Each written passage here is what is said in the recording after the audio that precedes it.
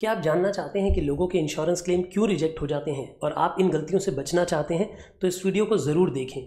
Welcome दोस्तों, मेरा नाम है सीए नितिन गुरु और ये हमारा चैनल है फाइनेंस 91 जिसमें कि हम नेशनल और इंटरनेशनल इकोनॉमिक्स और फाइनेंस से रिलेटेड मैटर्स के बारे में बात करते हैं और लेकर आते हैं आपके लिए बहुत सारी एजुकेशनल वीडियोज़।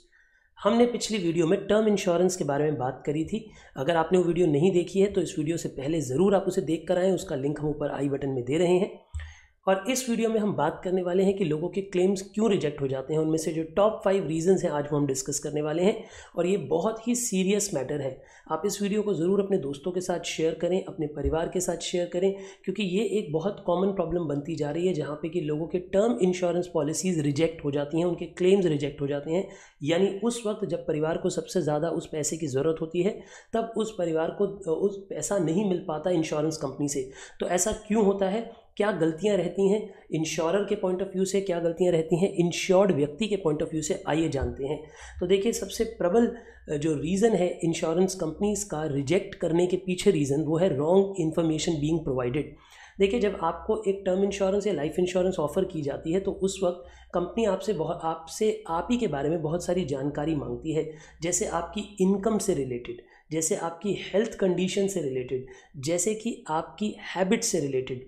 इनकम को जानना उनके लिए इसलिए ज़रूरी है क्योंकि इनकम के हिसाब से ही टर्म इंश्योरेंस पॉलिसी का अमाउंट डिसाइड होता है।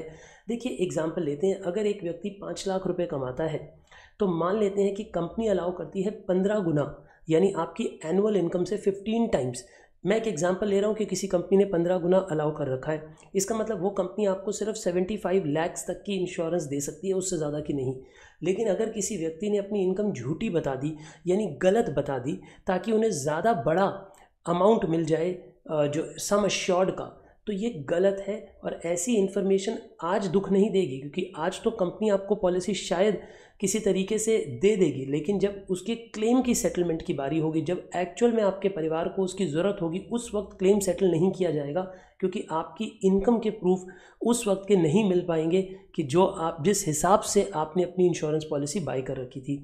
इसी प्रकार से कुछ लोग अपनी हेल्थ कंडीशंस नहीं डिस्क्लोज़ करते, यानी कि वो ये नहीं बताते कि उन्हें पहले से कोई डिसीज़ है कि नहीं है।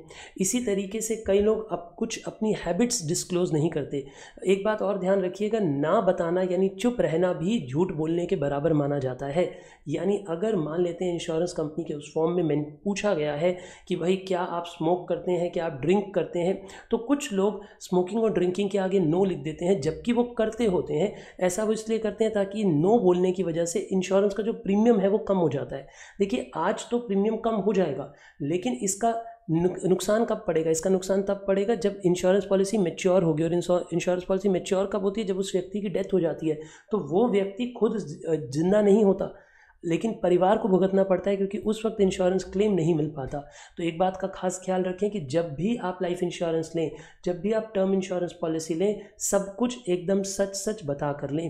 अपनी हेल्थ कंडीशंस भी, अपनी इनकम भी, अपनी हैबिट्स भी, तीनों चीज़ों को एग्जैक्टली डिस्क्लोज किया जाए।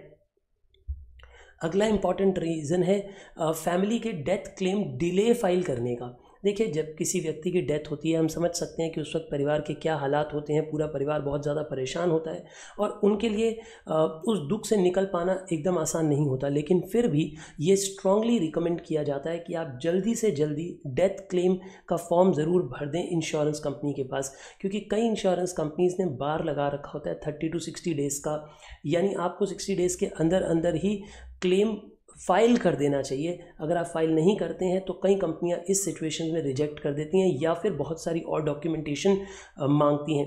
एक और इम्पॉर्टेंट विशेष टिप्पणी देना चाहूँगा मैं यहाँ पे, वो ये कि ये डिले क्यों होता है डेथ क्लेम फाइल होने में। डेथ क्लेम फाइल होने में डिले यूजुअली तब होता है जब नॉमिनीज़ के पास, जो पीछे लोग रह गए हैं, उनके पास सारी डिटेल नहीं होती। ऐसा पाया जाता है कि कितने सारे लोग ऐसे हैं जिनकी इंश्योरेंस करा रखी थी लेकिन परिवार को ही नहीं बता रखा था। अब परिवार को नहीं बता रखा था तो उनकी डेथ के बाद कभी कभी ऐसा होता है 6 महीने बाद जाके किसी फाइल में इंश्योरेंस पॉलिसी निकलती है और तब अगर वो फाइल करते हैं तो उसमें से क्लेम नहीं मिल सकता। इसीलिए एक बात को ज़रूर ध्यान रखें सभी लोग। और ये वीडियो तभी मैं चाहता हूँ कि ज़्यादा से ज़्यादा लोगों के साथ शेयर करो ताकि ये गलतियाँ कोई और ना करे, और यूजुअली ये गलतियाँ घर के बड़े लोग करते हैं। तो मैं चाहूँगा कि इस वीडियो को आप उन तक ज़रूर पहुँचाएँ ताकि वो ये गलतियाँ ना करें। जैसे कि इंश्योरेंस पॉलिसी का जो बॉन्ड है, जो डॉक्यूमेंट है, वो उस व्यक्ति के लिए इंपॉर्टेंट नहीं है जो इंश्योर्ड है, जबकि वो उन लोगों के लिए इंपॉर्टेंट है जो पीछे रह जाएंगे, यानी उनके नॉमिनीज़। तो यूजुअली लोग अपने पास बॉन्ड रखते हैं, अपने पास नहीं रखना चाहिए। उस बॉन्ड का जो डॉक्यूमेंट है, उस डॉक्यूमेंट को कोशिश करनी चाहिए कि किसी नॉमिनी या किसी और समझदार व्यक्ति के पास रखवाना चाहिए जिस पे आप भरोसा कर सकते हो, जो आपकी डेथ के बाद पीछे से क्लेम दिलवाने में मदद कर सके, डॉक्यूमेंट जल्दी से जल्दी अरेंज हो सके। तीसरी इंपॉर्टेंट बात है नॉमिनेशन। अब आप कहेंगे सर अगर कोई लाइफ इंश्योरेंस या टर्म इंश्योरेंस ले रहा है तो नॉमिनेशन तो लेता है। जी हाँ, नॉमिनेशन ली जाती है, लेकिन एक बहुत बड़ी गलती ये की जाती है कि नॉमिनेशन जो लिया जाता है उसको ठीक से फाइल नहीं किया जाता, या फिर nominees time to time change नहीं किए जाते, या उनको नाम अपडेट नहीं किए जाते, उनके एड्रेस अपडेट नहीं किए जाते। मैं एक कॉमन एग्जाम्पल देता हूँ। जैसे यूजुअली लोग अपनी अर्ली 20s या मिड 20s में अपनी पहली टर्म इंश्योरेंस लेते हैं। उस वक्त ज़्यादातर लोग अपने माताजी या पिताजी को, यानी अपने से प्रीसीडिंग जनरेशन को अपना नॉमिनी बनाते हैं। लेकिन कुछ समय बाद जब उनकी शादी हो जाती है, बच्चे हो जाते हैं, और कई बार ऐसा देखा जाता है कि माता पिता ज़िंदगी में, इस जीवन में भी नहीं रहते, तब भी उनके नॉमिनेशन फॉर्म्स पे उनके मम्मी पापा का ही नाम चल रहा होता है। और ये एक बहुत बड़ी गलती है। ये गलती इसलिए है क्योंकि जब एक्चुअल में ज़रूरत पड़ेगी, यानी जब उस व्यक्ति को कुछ होगा, उनकी कोई डेथ होगी, तो जो आगे नॉमिनीज़ उनकी वाइफ और उनके बच्चे हैं उन तक एग्जैक्टली पैसा नहीं पहुंचाया जा पाएगा, और यह बहुत मुश्किल होगी उनके लिए उतने सारे डॉक्यूमेंट्स अरेंज करना और डॉक्यूमेंट्स को सबमिट करना जिससे कि ये प्रूफ हो पाए कि वो अब एग्जिस्टिंग नॉमिनीज़ हैं, क्योंकि नॉमिनेशन फॉर्म में तो उनका नाम ही नहीं है। इसीलिए ये टिप भी ज़रूर आप अपने घर के सभी बड़ों को दें कि नॉमिनेशन फॉर्म अपडेट करवाते रहना चाहिए। यानी अगर आपको लगता है कि नॉमिनीज़ की किसी भी नाम में, पता में, मतलब नाम में, एड्रेस में कहीं पे भी कोई चेंज है, तो उसे ज़रूर अपनी इंश्योरेंस पॉलिसी के अंदर आप चेंज कराएं, क्योंकि तभी नॉमिनी को जल्दी से जल्दी इंश्योरेंस क्लेम मिल पाएगा। ये बहुत बहुत इंपॉर्टेंट है कि नॉमिनेशन अप टू डेट होना चाहिए। तीसरी इंपॉर्टेंट बात है रॉन्ग फाइलिंग इन दी प्रपोजल फॉर्म।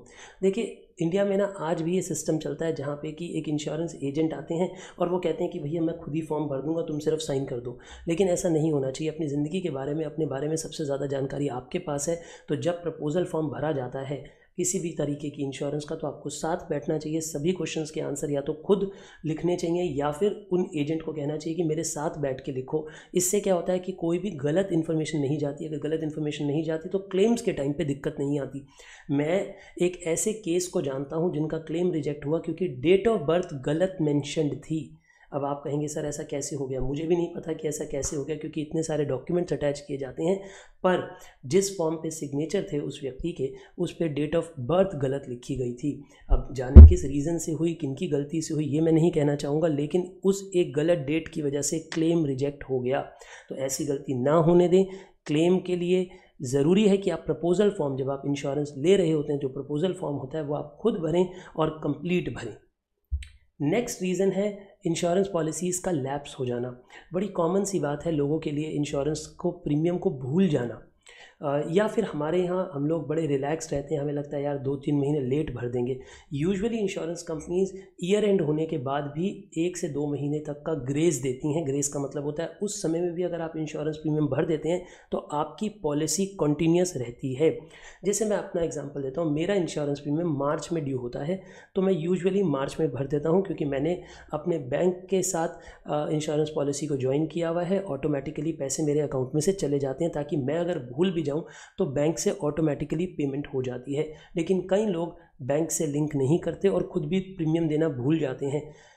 ऐसे केसेस सामने आए हैं जहां पे कोई व्यक्ति 20-20 साल, 30-30 साल से इंश्योरेंस प्रीमियम भर रहे थे, लेकिन किसी एक साल किसी गलती की वजह से वो इंश्योरेंस प्रीमियम देना भूल गए और ग्रेस पीरियड से ऊपर आ गए। मान लीजिए कि इंश्योरेंस पॉलिसी मार्च में पैसा जाना था, लेकिन उन्होंने मार्च में पैसा नहीं दिया, और मान लेते हैं कि मार्च के बाद अप्रैल मई तक का ग्रेस था, मई एंड तक भी पैसा नहीं भरा और जुलाई में उनकी डेथ हो गई।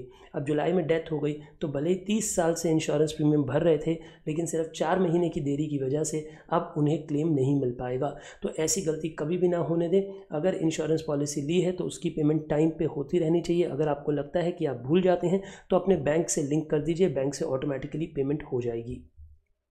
तो ये सारी की सारी बातें बहुत ज़रूरी हैं ताकि आपका इंश्योरेंस क्लेम रिजेक्ट ना हो सके।